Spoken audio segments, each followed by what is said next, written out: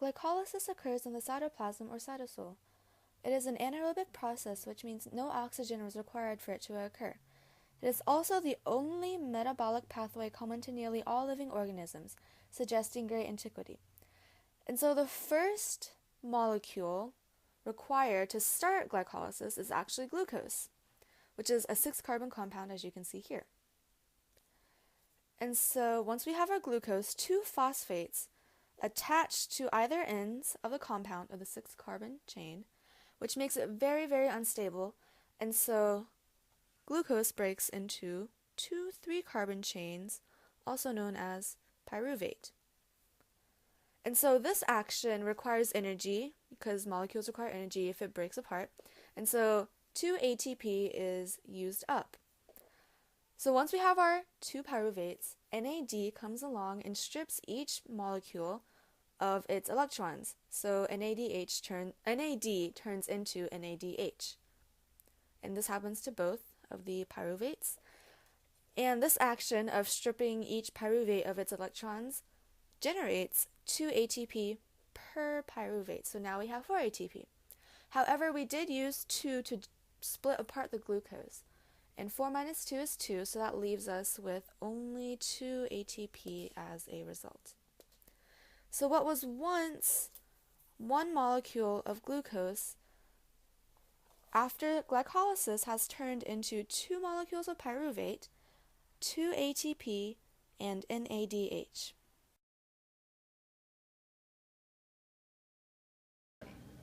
The Krebs cycle is also referred to as the citric acid cycle.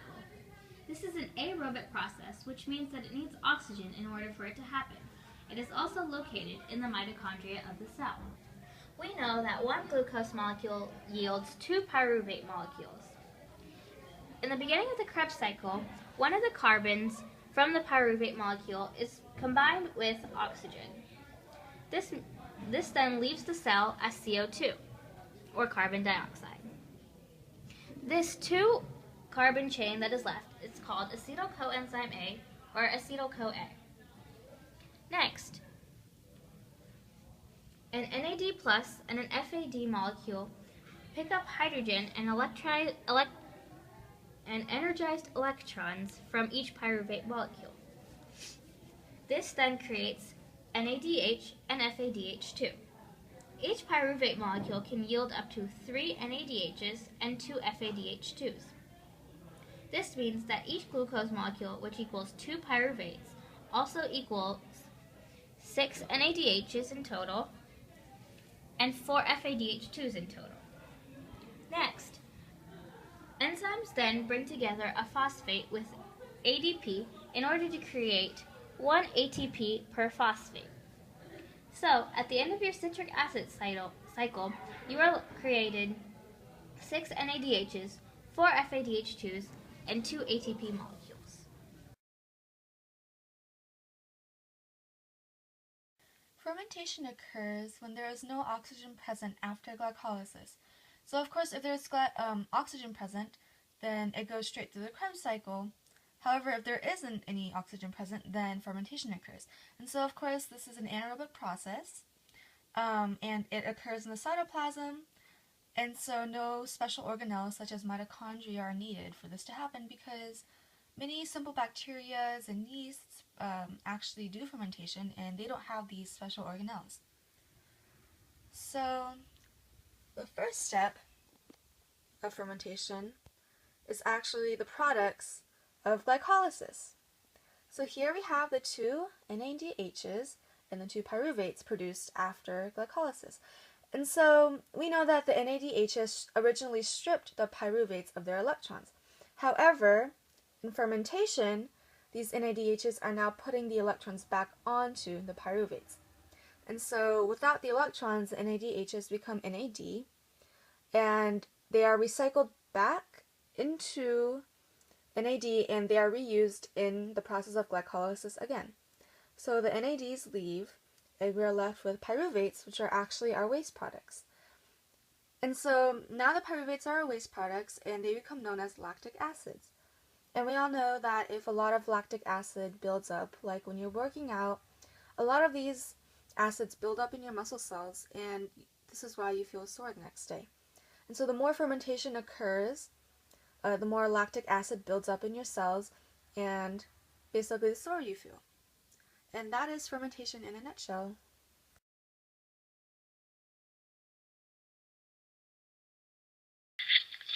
Oxidative phosphorylation. This is the production of ATP using energy from the transfer of electrons through the electron transport chain, as well as the process known as chemiosmosis. First, let's divide it into the two steps: ETC, electron transport chain, and chemiosmosis. ETC is a series of protein complexes that are embedded in the inner membrane of the mitochondria. So first, let's take a look at FADH2 and NADH. These two coenzymes are produced from the citric acid or Krebs cycle. This is important because they store a lot of energy from that cycle, and from there we are able to use that energy to pump the electron through the electron transport chain. Also being transferred through this chain or membrane is H+ ions, as you can see here. Okay, so first let's discuss NADH and FADH2 and why they are important to oxidative phosphorylation. So FADH2 and NADH are oxidized. So note oxidative phosphorylation, oxidized. And so using this oxidation, or the energy from this oxidation, that is why we are able to transfer electrons through the ETC. Next, let's talk about chemiosmosis. This process is where the energy that is released from all these electrons that are flowing through the ETC, through that process, this energy is used to transport other protons across the mitochondrial membrane and down to a concentration gradient of H+ ions. So H+ ions, this term, can almost be interchangeable with proton in this case, because protons,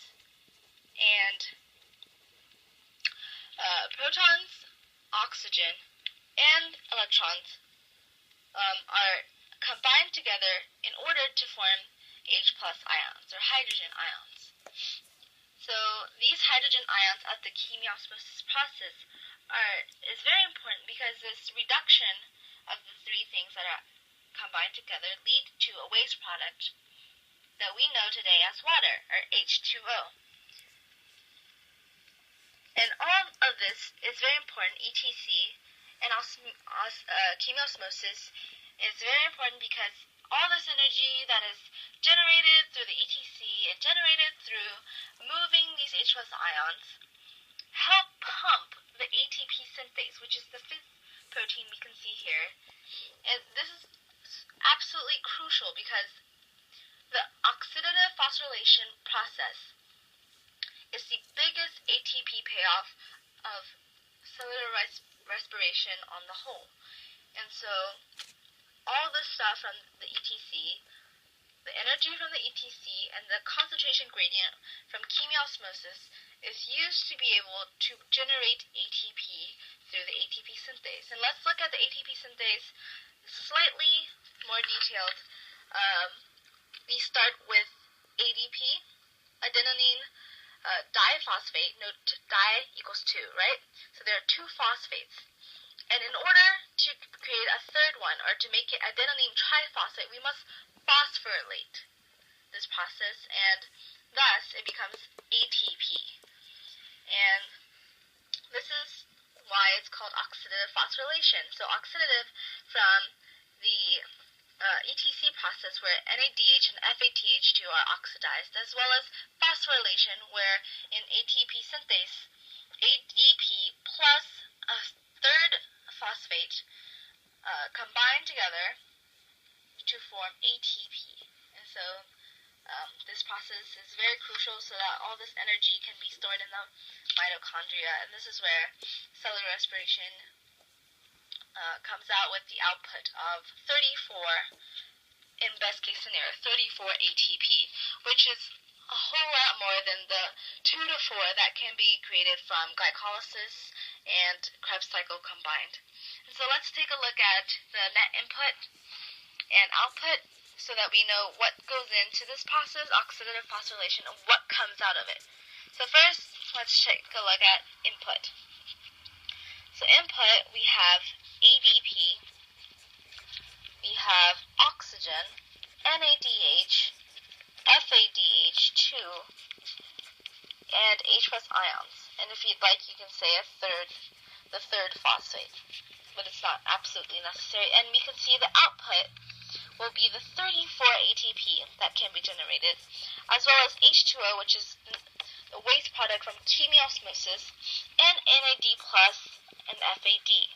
And these two we add to this list because NADH and FADH2, their more reduced form after this entire process are these two coenzymes. So this is what oxidative phosphorylation is, and why it's very important in the cellular respiration process.